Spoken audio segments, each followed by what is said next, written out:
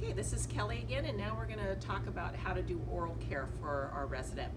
So after they eat, it's always a good thing to brush their teeth after every meal and then before they go to bed. Some of the new studies are showing that if you have a resident that has swallowing issues, that it's actually a good idea to brush their teeth even before they eat.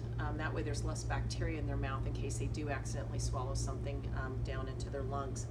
So we're going to get our supplies, and one of the things we're going to need is a toothpaste, toothbrush, and a cup of water, of course. When we're doing this, the toothpaste, toothbrush, supplies should be in this first drawer. So when you look at the drawers next to the bedside, the top drawer should always have their personal care items. The second drawer should have the bath basin, and the bottom drawer should be where the urinal and bedpans are. So I have, this is called a kidney basin or an emesis basin that they can spit in.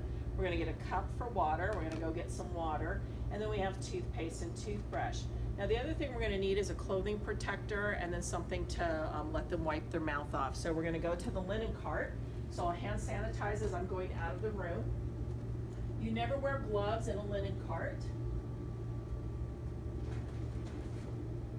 And a washcloth and a towel should be enough, I would think. So we'll come back. The other thing we're going to need is gloves. So I will hand sanitize again, and then I will get my gloves. So when you get anytime you're doing a skill that requires water, you would always want to wear gloves.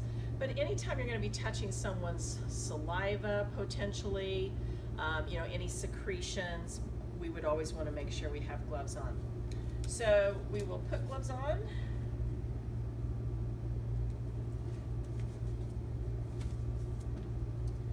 I will put this across for clothing protectors, and I'm going to have this here.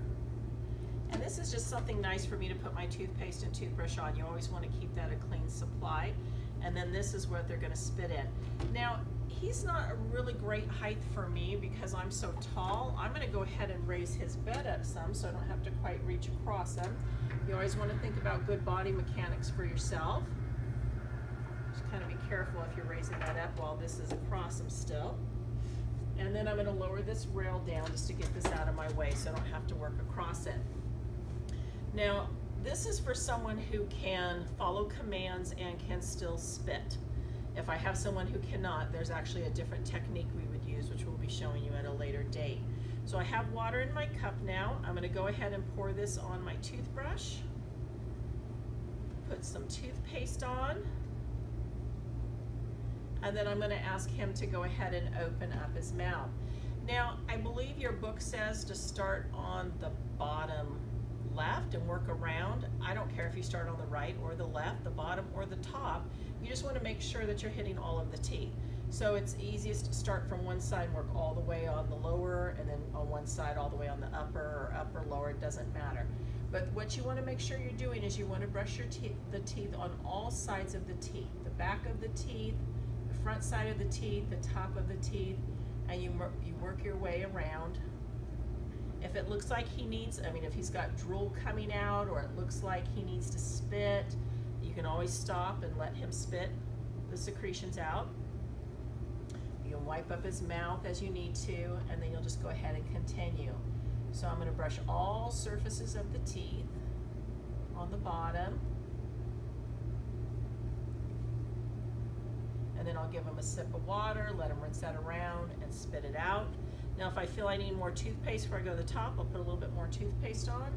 And now I'm going to come and I'm going to do all surfaces of the top teeth. Top, sides, bottom. And make sure you get all sections of the teeth. Now if you get this skill for state competency, there is no time limit. It's not like you have to brush their teeth for 2 full minutes. They just want to see that you brushed all surfaces of the teeth. And the other thing you have to do, go ahead and spit, is you want to brush the tongue. So you have them stick the tongue out and you brush the tongue off gently. So you brush teeth and tongue gently. Go ahead and have him spit. Rinse his mouth out, spit again. And then I can go ahead and wipe up here. I'm going to go ahead and take this for my soiled linen hamper.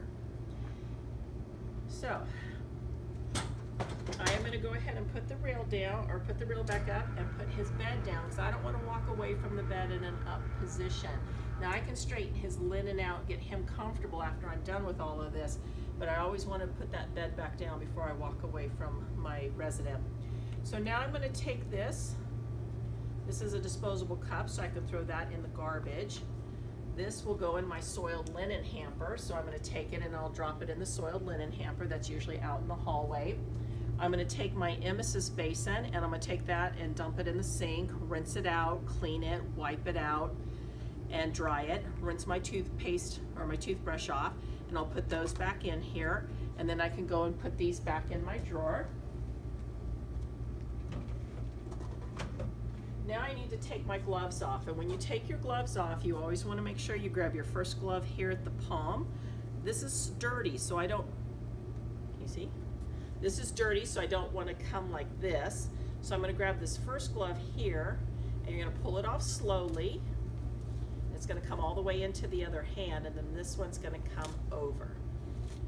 This will go into the garbage, which my garbage is temporarily disappeared here. Going to go in the garbage, and then I would wash my hands or hand sanitize. Now that I'm all done with the skill, what I want to do is I just want to make sure everything is positioned and comfortable for him.